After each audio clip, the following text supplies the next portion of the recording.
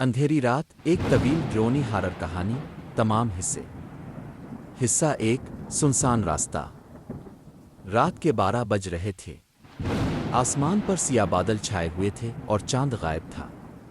علی اپنے گاؤں کالی کھو کے قریب پہنچ ہی رہا تھا۔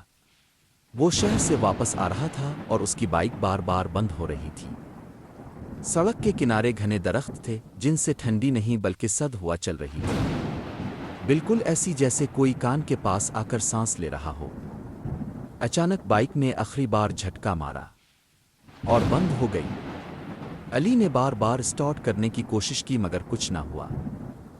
اسی لمحے اسے لگا جیسے کسی نے دور اندھیرے میں اس کا نام لیا ہو۔ وہ گھبرا کر پیچھے مڑا مگر وہاں سوائے گھنے اندھیرے کے کچھ نہ تھا۔ حصہ 2 راستے سے گزرنے والی سفید عورت۔ علی نے موبائل کی ٹارچ آن کی اور بائک کو دھکیلنے لگا۔ چند قدم ہی چلا تھا کہ سامنے سڑک پر ایک عورت نظر آئی۔ اس نے بال اپنے چہرے پر گرائے ہوئے تھے، سفید لباس زمین پر گھسٹ رہا تھا۔ علی کا دل زور سے دھڑکا۔ عورت دھیرے دھیرے ایک ہی جگہ کھڑی تھی۔ جب علی نزدیک گیا تو اس نے سر اٹھایا۔ اس کی آنکھیں خون کی طرح سرخ تھیں۔ اتنی رات کو کہاں جا رہے ہو؟ علی کے ہاتھ سے موبائل گر گیا۔ وہ چیخ کر پیچھے ہٹنے لگا مگر عورت اچانک غائب ہو گئی، بس ایک کپکپی دینے والی ہنسی فضا میں گونجی۔ ہا ہا ہا۔ حصہ 3 کالی کھو کا راز۔ علی دوڑتا ہوا گاؤں پہنچا۔ گھر میں داخل ہوا تو اس کی سانسیں پھول رہی تھیں۔ امی نے پوچھا، اتنے پریشان کیوں ہو؟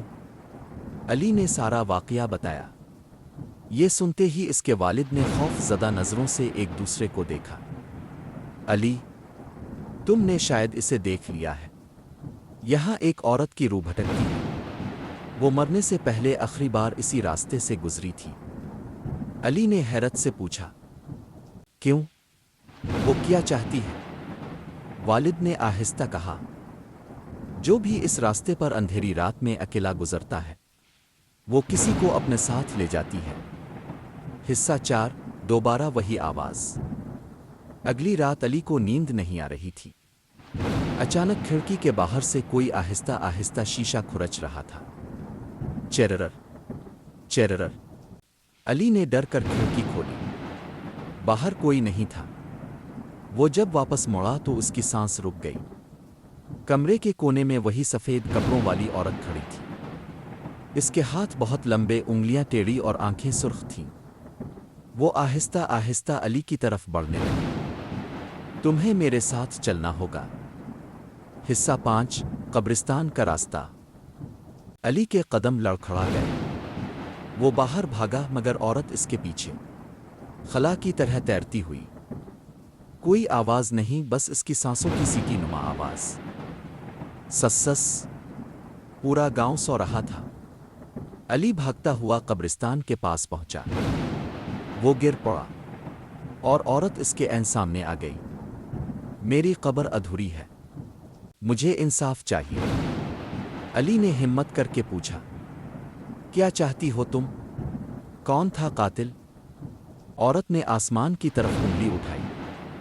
بادلوں کے پیچھے چاند نکلا اور چاندنی میں علی نے دیکھا کہ قبرستان کے ایک کونے میں تازہ کھودی ہوئی قبر تھی جس کے پاس ایک آدمی چھپا ہوا تھا۔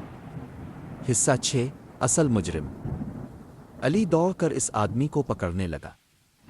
وہ آدمی بھاگ رہا تھا اور بار بار پیچھے دیکھ کر کہہ رہا تھا، مجھے چھوڑ دو، وہ میرے پیچھے ہے۔ یہ قاتل تھا اور عورت کی روح اسے ڈھونڈ رہی تھی۔ اچانک عورت اس کے سامنے ظاہر ہوئی۔ آدمی کے حلق سے چیخ نکلی، نانا پلیز۔ عورت نے آہستہ ہاتھ بڑھایا۔ ایک لمحہ اور قاتل زمین پر گرا بے جان۔ علی پیچھے ہٹ گیا۔ عورت نے علی کی طرف دیکھا۔ اس کی آنکھیں اب سرخ نہیں تھیں، بال نارمل، چہرہ پرسکون۔ شکریہ، مجھے انصاف مل گیا، اب میں آزاد ہوں۔ ہلکی سی روشنی اس کے ارد گرد جمع ہوئی اور وہ آہستہ آہستہ دھند میں تبدیل ہو گئی۔ حصہ 7 آخری منظر۔ ساری چیز ختم ہو گئی تھی مگر جاتی ہوئی روح نے ایک آخری بات کہی، انصاف مل گیا، مگر اندھیری راتیں ابھی بھی خطرناک ہیں۔ چند لمحے بعد سب خاموش۔ علی گھر واپس آیا، مگر آج تک جب رات بہت اندھیری ہوتی ہے تو اسے وہی ہنسی کہیں دور سے سنائی دیتی ہے۔ ہا ہا ہا۔